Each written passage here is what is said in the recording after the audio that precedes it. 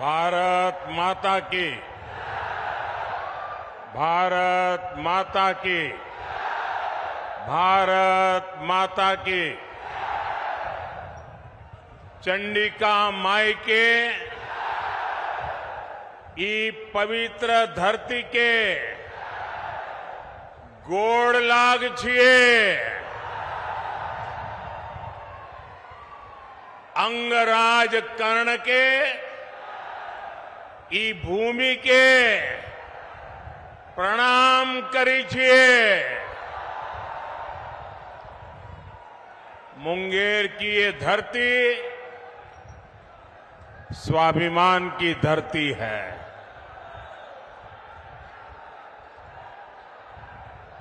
विरासत की धरती है। इस क्षेत्र ने भारत की समृद्धि का वो दौर देखा है जिसकी कई बार कल्पना तक मुश्किल हो जाती है। आज एनडीए सरकार भारत की वही समृद्धि लौटाने का प्रयास कर रही है और इस प्रयास समय दुनिया भी जानती है कि ये समय भारत का समय है। दुनिया को भी लगता है कि जितनी मजबूत सरकार भारत के लोग बनाएंगे,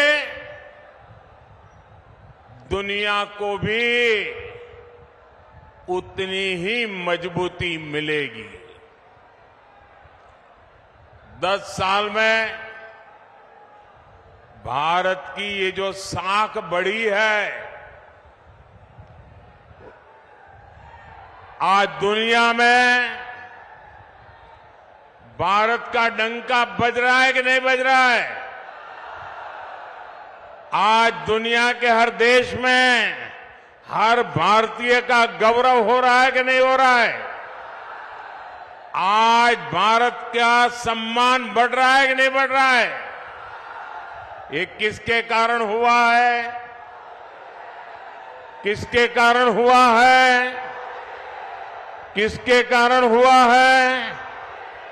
किसके कारण हुआ है? ये आपका जवाब गलत है। ये मोदी के कारण नहीं हुआ है।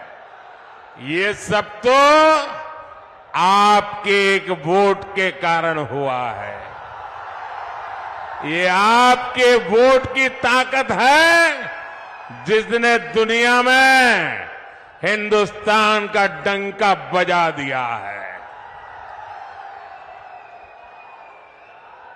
आपने अपने वोट से पहली बार एनडीए की मजबूत सरकार बनाई, मोदी को आशीर्वाद दिया। आज जो दिख रहा है ना, वो आपके उस वोट का परिणाम है। आज भी इतनी विशाल संख्या में आप यहां आए हैं। मैं देख रहा हूं जितने लोग यहां हैं उससे ज्यादा बाहर धूप में दिख रहे हैं मुझे।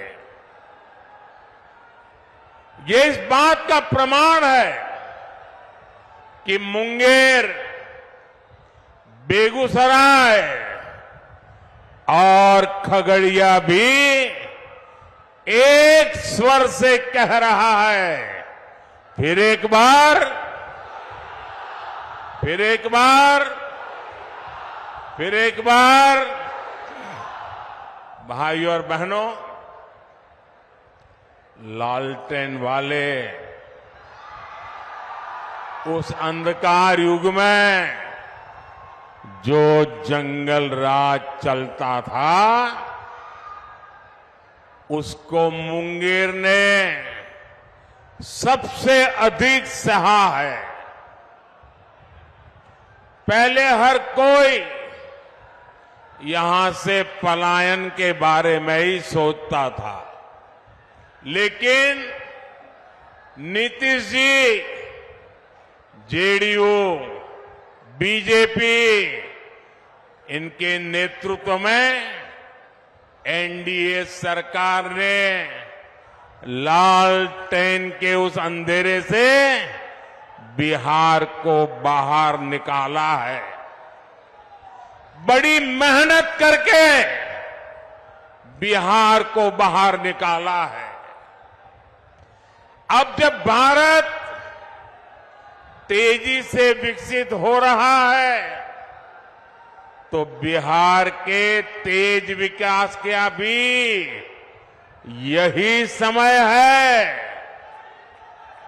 साथियों, आज हम देश में वंदे भारत, अमृत भारत और बुलेट ट्रेन जैसी नई ट्रेनें चला रहे हैं।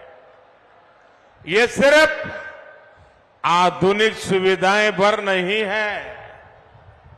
आज हम पटरी से लेकर ट्रेन के इंजन और डिब्बे तक भारत में ही बना रहे हैं। इतना ही नहीं, हम दुनिया के और देशों में, विदेशों में भी बेच रहे हैं। इससे आने वाले समय में बिहार के रेल कारखानों को भी बहुत लाभ होने वाला है। हम भारत को दलहन और तिलहन में भी आत्मनिर्भर बनाने का संकल्प लेकर चले हैं। इसके लिए आने वाले 5 साल में मिशन मोड पर काम होगा। ऐसे में दलहन के कटोरे के रूप में इस क्षेत्र के किसानों की भूमिका और बड़ी होने जा रही है। साथियों, आज बिहार में इस चुनावी जंग में जो लड़ाई चल रही है, एक तरफ एनडीए का मॉडल है, दूसरी तरफ इंडी गठबंधन का मॉडल है। इंडी गठबंधन का मॉडल है तुष्टीकरण, अपीजमेंट, जबकि हमारा मॉडल है संतुष्टीकरण। हरेक को संतुष्ट करना, कोई छूट न जाए। जिसके हक का है, उसको उसका हक मिलना चाहिए।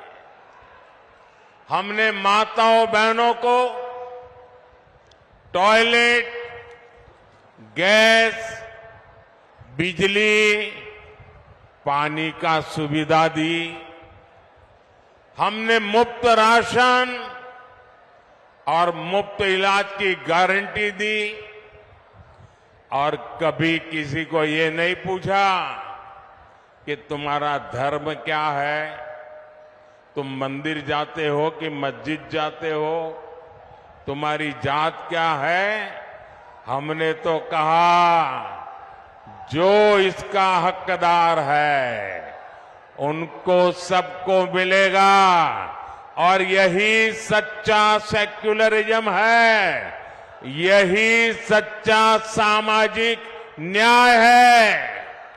हमने गरीबों के पक्के घर बनाए, वो भी माताओं बहनों के नाम किए।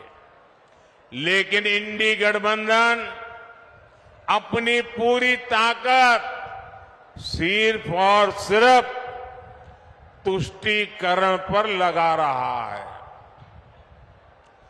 कांग्रेस के शहजादे का कहना है कि वो देश भर में, ये जरा ध्यान से सुनिए, ये कांग्रेस के शहजादे ने क्या कहा है और आपके लिए कितनी बड़ी मुसीबत वो लाने वाले हैं, ये जरा समझने की जरूरत है। कांग्रेस के शहजादे ने कहा है कि देश भर में हर परिवार की उसकी कमाई का, उसकी मिल्कत का, उसकी प्रॉपर्टी का सर्वे करेंगे। परिवार के पास क्या होता है? कुछ छोटी मोटी बचत होती है, छोटी मोटी गुमटी, दुकान, मकान होता है।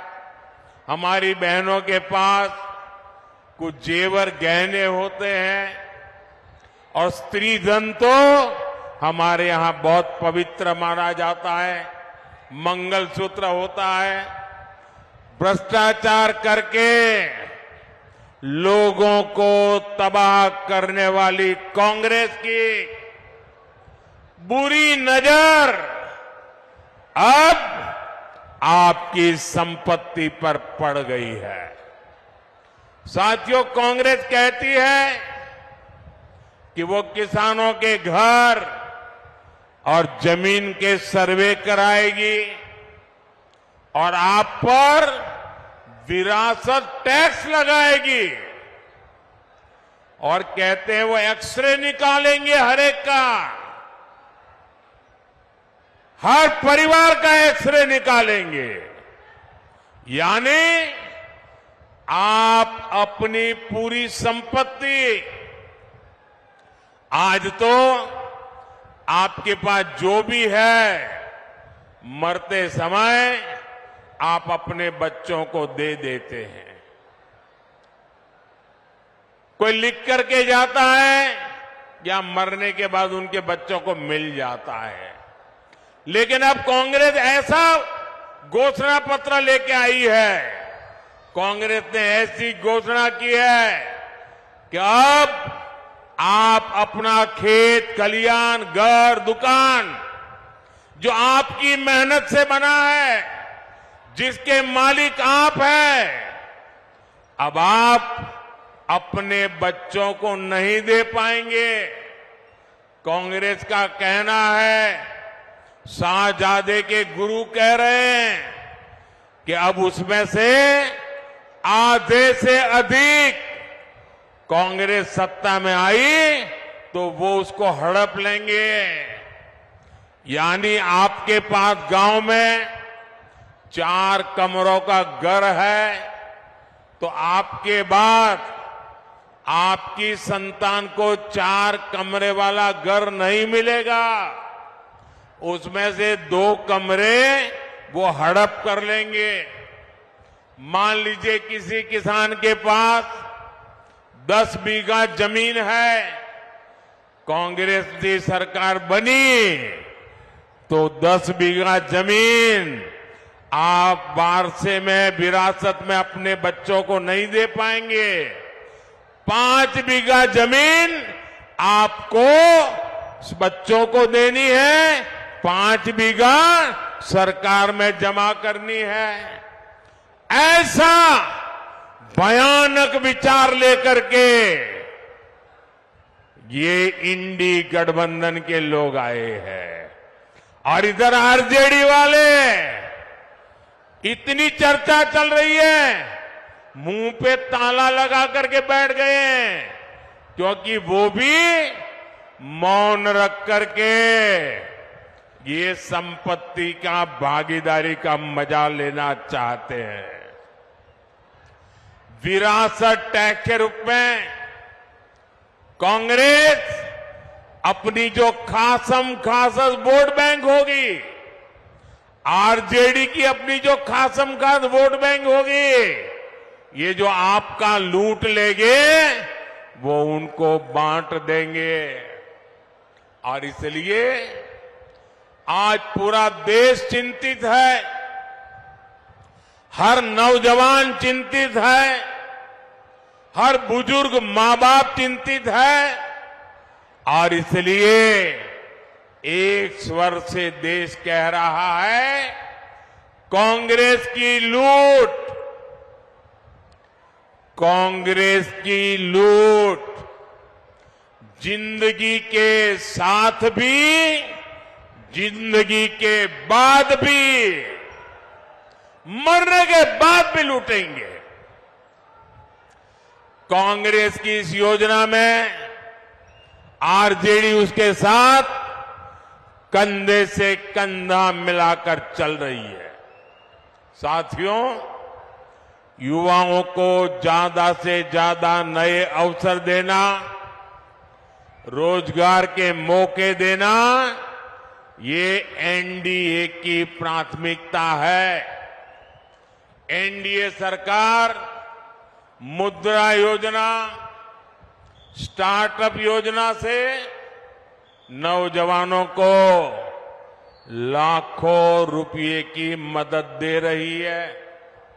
मकसद यही है कि देश के युवा अपने स्टार्टअप शुरू करें, अपनी कंपनियां खोलें, अपने इच्छा अनुसार काम शुरू करें। लेकिन कांग्रेस नौजवानों की सैलरी, उनकी कमाई पर, छोटे उद्योगों पर की कमाई पर भी भारी टैक्स लगाना चाहती है। भाइयों और बहनों, इंडी गठबंधन की दूसरी योजना तो और भी खतरनाक है और ये भारत के संविधान की भावना के विरुद्ध हमारे पूर्वजों ने महीनों तक चर्चा करके जो हमारा देश का संविधान बनाया, जिस संविधान को बाबा साहब आम्बेडकर ने लिखा, उस संविधान की भावना के खिलाफ, बाबा साहब आम्बेडकर की योजना और विचार के खिलाफ अब वो धर्म के आधार पर आरक्षण लाना चाहते हैं। कांग्रेस कर्नाटका में उन्होंने एक मॉडल खड़ा किया है। मेरे ओबीसी समाज के जो भाई यहां है, ये जरा समझ लें कितना बड़ा भयंकर संकट इनका खेल है। कर्नाटका में उन्होंने एक मॉडल बनाया है। जो अब संविधान का उनका बेईमानी के साथ धर्म के आधार पर आरक्षण लाने की कोशिश की, सुप्रीम कोर्ट ने मना कर दिया, तो अब वो पिछले दरवाजे से खेल खेल रहे। और इसलिए उन्होंने क्या किया, कर्नाटका में ओबीसी को जो 27% आरक्षण संविधान ने दिया है, बाबा साहब आम्बेडकर ने दिया है, भारत की संसद ने दिया है, उन्होंने क्या किया, रातों रात कर्नाटका में जितने भी मुसलमान समाज के लोग हैं, जरूरी नहीं है वो अगड़ा हो पिछड़ा हो, कुछ भी नहीं, सबके सब रातों रात एक कागज निकाला, ठप्पा मार दिया और कह दिया कि सारे के सारे मुसलमान ओबीसी है। और उसका परिणाम यह आया कि ओबीसी समाज का जो 27% का आरक्षण था, उसका बहुत बड़ा हिस्सा उन्होंने धर्म के नाम पर दे दिया। ओबीसी समाज का आरक्षण उन्होंने काट दिया। अब यही काम वो पूरे देश में करना चाहती है। बिहार में भी ये इनकी कर्नाटका जी फॉर्मूला है। वो इंडी गठबंधन वाले यादव हो, मंडल हो, कुर्मी हो, कुशवाहा हो, निषाद हो, ऐसी जितनी भी पिछड़ी जातियां हैं उनको जो आरक्षण मिला है अब वो उसमें से डाका डालेंगे, लूट लेंगे और धर्म के नाम पर बांट देंगे, अपनी वोट बैंक को देना चाहते हैं। और इसमें भी कांग्रेस को आरजेडी का पूरा साथ मिल रहा है। ओबीसी का हक लूटने के खेल चल रहे हैं और आरजेडी वाले तालियां बजा रहे हैं। लेकिन ये लोग कान खोलकर सुन ले, जब तक मोदी है तब तक ये एससी, एसटी, ओबीसी का हक छीनकर धर्म के आधार पर नहीं बांट पाएंगे। और ये मोदी की गारंटी है।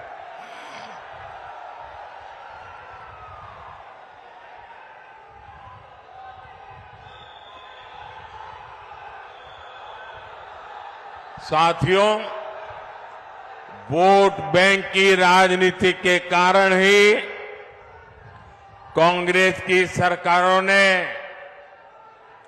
हमारी हजारों वर्षों की समृद्ध विरासत की सूध नहीं ली। आज जब मैं गर्व के साथ पूरी दुनिया में जाकर कहता हूं कि भारत लोकतंत्र की जननी है, तो ये आरजेडी, कांग्रेस, लेप वाले मेरे देश की मजाक उड़ाते हैं। ये मजाक सिर्फ मोदी का नहीं है, बल्कि बिहार के महान लोकतांत्रिक इतिहास का मजाक है। बीते 10 वर्षों में हमने अपनी विरासत, अपनी धरोहर को फिर विश्व पटल पर स्थापित किया है। गुलामी की मानसिकता से गिरे गए लोग अब चाहकर भी इस नए भारत को बदल नहीं सकते। आप देखिए, दिल्ली में G20 सम्मेलन के दौरान हमने हमारे देश की, बिहार की महान विरासत, नालंदा विश्वविद्यालय के गौरवमय इतिहास को दुनिया के सामने रखा। आज दुनिया के जो जितने G20 के बड़े नेता हैं, उनके घर में नालंदा के उस विश्वविद्यालय के साथ फोटो है। एनडीए भारत को 21वीं सदी के वैश्विक ज्ञान का केंद्र बनाने के लिए समर्पित है। मुंगेर में विश्व का सबसे बड़ा योग का विद्यालय है। पद्मश्री पूज्य स्वामी निरंजनानंद सरस्वती जी के प्रयासों से पूरे विश्व से लोग यहां योग सीखने आते हैं।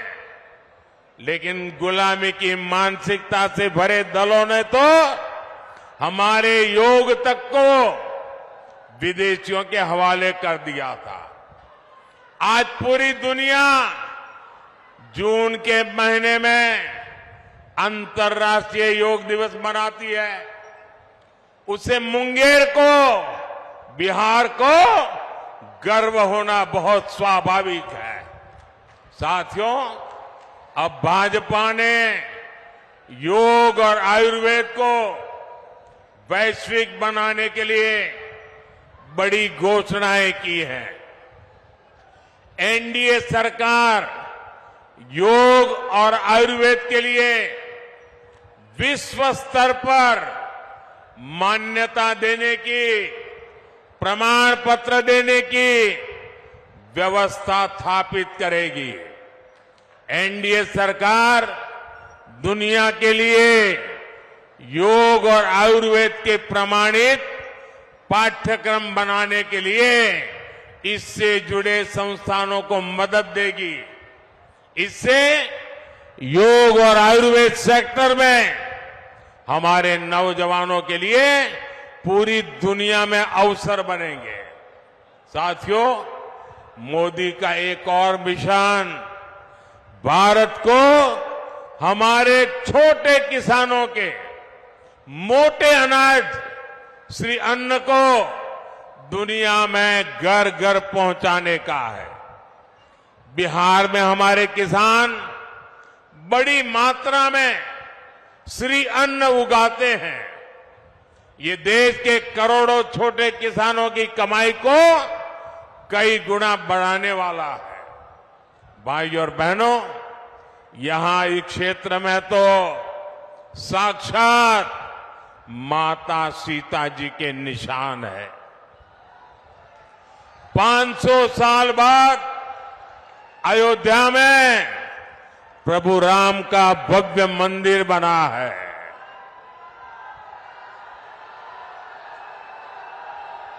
पूरे देश को गर्व हो रहा है, सबको गर्व हुआ।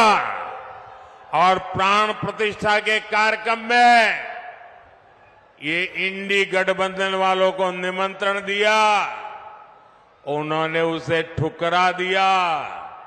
और दूसरी तरफ वो अंसारी परिवार को देखिए, जो दो पीढ़ी से राम मंदिर के खिलाफ अदालत में मुकदमा लड़ते थे, मुसलमानों के लिए मुकदमा लड़ते थे।